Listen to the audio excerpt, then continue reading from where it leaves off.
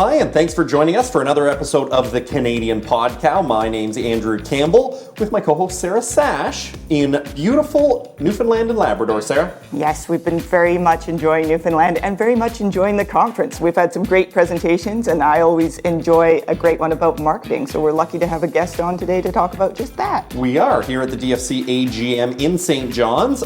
We've been talking partly about what do our customers and consumers want. A huge customer for us is the cheese that goes on pizza.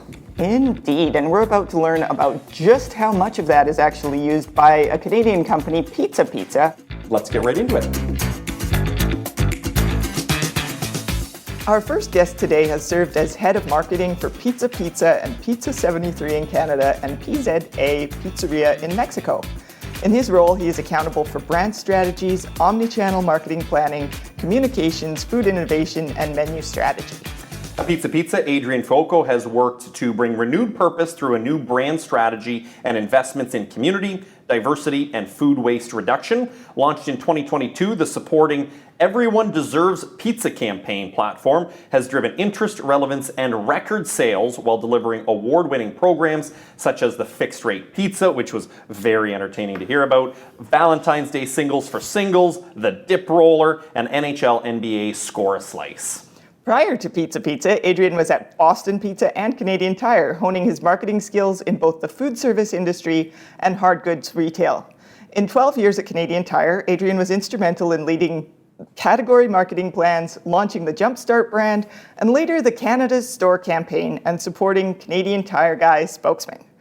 During his 5 years at Boston Pizza, Adrian helped refocus the brand on pizza, family dining, sports, and miniature patio chairs.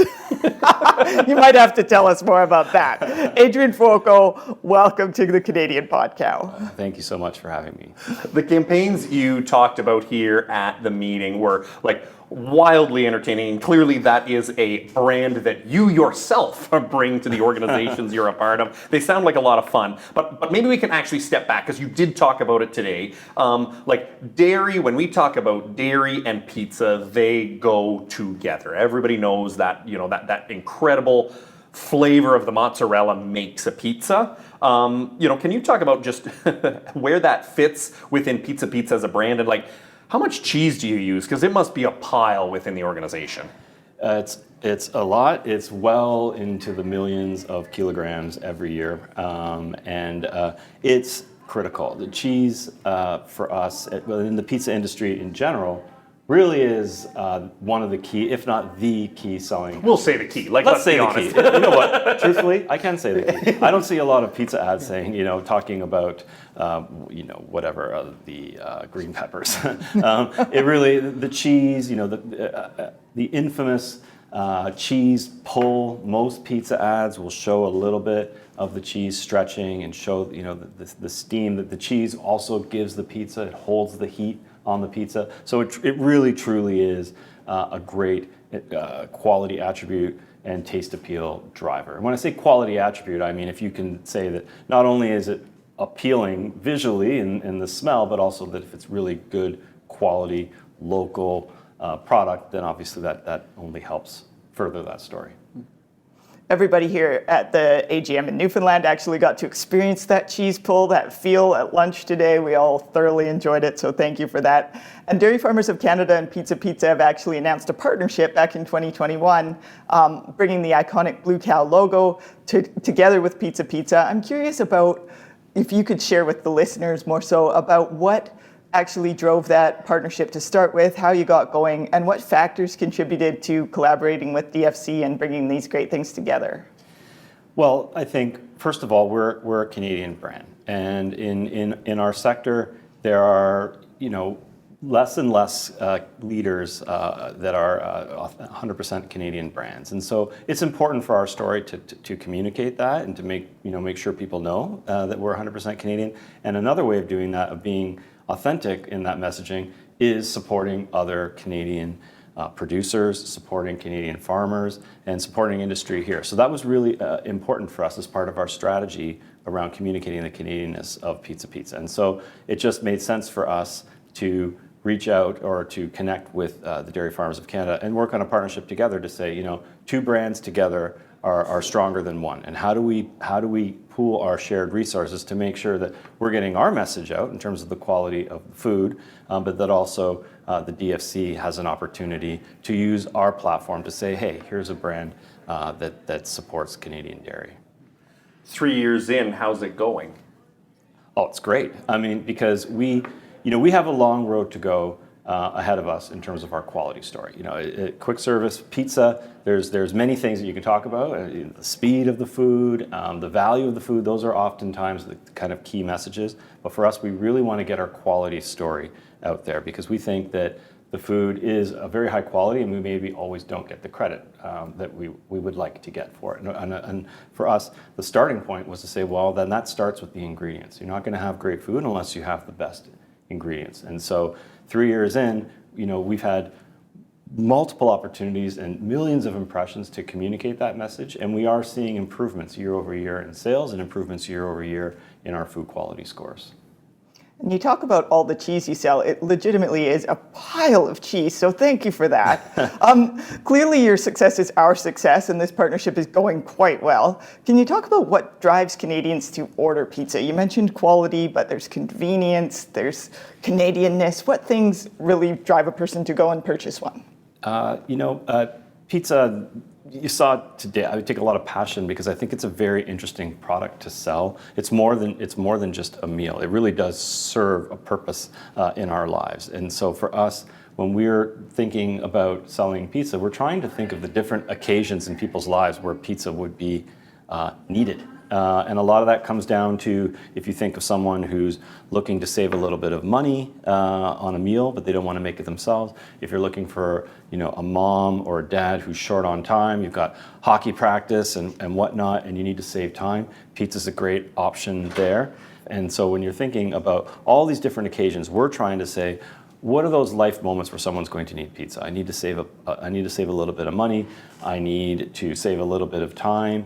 And we want to make sure that we're positioning our product as something that's going to deliver on those attributes. And that's why our value messaging, a lot of it is around bundle deals for families, easy to kind of comprehend specials. And then we like to package that up to say, and it's easy to get it from us. It's going to come to you really fast. It's going to be delicious. And by the way, if we don't deliver on all those promises, it's free. So you do talk a lot about that value proposition you're delivering and through those couponing, but you also talked today about some of those campaigns, making them fun, making them edgy. How does all that come together to build what is now that pizza brand that people do, as you say, come to your door looking for all of those things and you fulfilling it every time? Our brand promise is everyone deserves pizza. And what that really meant is that we believe that, just like I said a minute ago, like pizza really does serve a purpose in enriching people's lives, making it a little bit easier, making it a little more fun. And so because we believe that, we believe that we need to make it as accessible for people as possible. And so then we want to say, okay, what are the various moments, what are the things that are on people's minds where we can address those concerns with pizza? And so, that's where you come down to ideas like the fixed rate pizza, where we're saying, okay, right now people are uncertain about price inflation. They're, especially when this campaign started in 2022, uncertain about interest rates. Everything's changing. What's one thing we can do? Well, we know that they are going to want pizza or they're going to want a meal. Let's just give them confidence that the price isn't going to change. That'll just be a little bit of relief for that person. And also, of course, it's a fun gag, right? And we can kind of poke around at the banks or poke around at insurance companies. And so I think that's just a way of saying if you have a brand, because there's always talk about brands need to have a purpose and a belief and that kind of thing. But it's actually true. Like if the brand has a point of view that's authentic, then you can find a way to take a deal and find a relevant message that's meaningful for somebody, and that might just edge you a little bit ahead of your competition. Because the truth is that anybody can come up with a pizza deal. It's not too difficult, but the question is, how are you going to find a way for your deal to be more relevant than the next person? And the other thing I would say there is that if you're not going to be creative, then the other option to win that battle is just you continue cutting the price. That's ours is only, X low price, and you get people's attention that way. Well, that's fine, but it gets harder and harder for our franchisees to make money. So we want to try and find that balance of delivering great value, but also breaking through. And that's where the brand work plays a role. So some of the marketing that you showed during your presentation was pretty hilarious and really connected with the audience, I would say. We won't be able to convey that on the podcast, but it's worth looking up if you get a chance. I'm curious about how you've evolved in terms of connecting with consumers. You talked a bit about the app and the necessity of being able to order easily and the least number of clicks. Can you talk about how that's evolved over the last decade and how you're really bringing pizza to the people? Yeah, I mean, we, long before my time, going all the way back to our founder, Michael Overs, he understood the importance of making it easy to access the product. And, before a lot of his innovations, for example, the one number in Toronto, 967-1111, and that number, depending where you live, was a different version of the 1111 number. By just making that, it's great for marketing, but it's also really just convenient as opposed to opening a phone book, trying to find the number in those days. And so that's something that we've been doing all along. And the reason for that, again, is, it's a convenience purchase, and every roadblock that is put up in terms of from the moment you decide that you're hungry until the moment that you get your delivery, it's a moment where you could potentially lose that customer. And so for us, it's really critical to remove as many of those barriers as possible, particularly given the level of competition. Even when we started, it was really just had to have the phone number, and that was good enough. And you talk about the evolution. Now we have platforms like Uber Eats and Skip the Dishes, where we're on those platforms, and DoorDash. They offer great convenience, right? And they offer great selection. So we have to say, okay, well, we have to have a great app so that people can use our app as well. And if they're setting the gold standard in terms of making it easy to order, we need to do the same or better. So then, that's over the last decade in terms of making it as convenient as possible. What's the next decade look like, do you think, in the pizza business? And I ask that both from, we want to make sure that people continue to buy pizza that has that Canadian mozzarella on it, but is it just pizza? What other kind of products do you think fit with that, value proposition you're trying to deliver for Canadians? Absolutely. So I think there's two things there. One, in terms of what's coming up generally, I think as costs are not dropping for ingredients, everything's more expensive to make, and therefore the costs come to us and they get passed on to the consumer. So it's going to be harder and harder and harder to have these really, really deep discount, ultra cheap options. We want to do the best that we can, but if that's all you're relying on, I think it's going to be really tricky. So you need to find other ways to get people interested in you. I talked earlier about brand messaging. That's one way. Another way is just evolving your menu and finding other things that you can sell. And sometimes those things can be things that you can create and engineer from the ground up that are really good for you in terms of margin. So, for example, last year we started selling poutine. It's a great item. It goes well with pizza. We have deep fryers, and we already have fries in the restaurant, so they're easy to make. You put that cheese in there. It's an indulgent option, and it's a good product. It's a profitable product to make. It's also very easy to make, and it's something people want. So you need to look out there and say, what are things? Poutine was, boy, I wish I could have another one like that, right? It was like, oh my gosh, everyone's eating poutine. We don't have it on the menu. Let's go. That doesn't happen every day. But that's where, and that's not just unique to us. Everyone's doing that, right? And you look around and you say, what's out there that people want? And can we make it good? But can we make it fit authentically with our brand? I think that's another thing, right? You have to be honest about who you are as a brand. And so there are certain food items that people probably wouldn't expect from us, and maybe we shouldn't sell, and we won't. But if it does make sense, then we're going to put it on the menu, and that's a great opportunity for growth. Well, I have to say I was super impressed with the options that you have, the connection with all different types of communities. You highlighted some different things about Pride, about other campaigns that you've done with Valentine's Day or various other segments, 420 you talked about. All those things were really cool. And we just felt a lot of pride seeing the blue cow all over the place. I went and looked at your app while we're sitting in the session there, and it's all there. It's a great partnership. We're excited about it. And thank you so much, Adrian, for joining us today and giving us an inside look at the importance of dairy to pizza. It's a great partnership. Couldn't agree more. Great partnership, and really thanks so much for having me.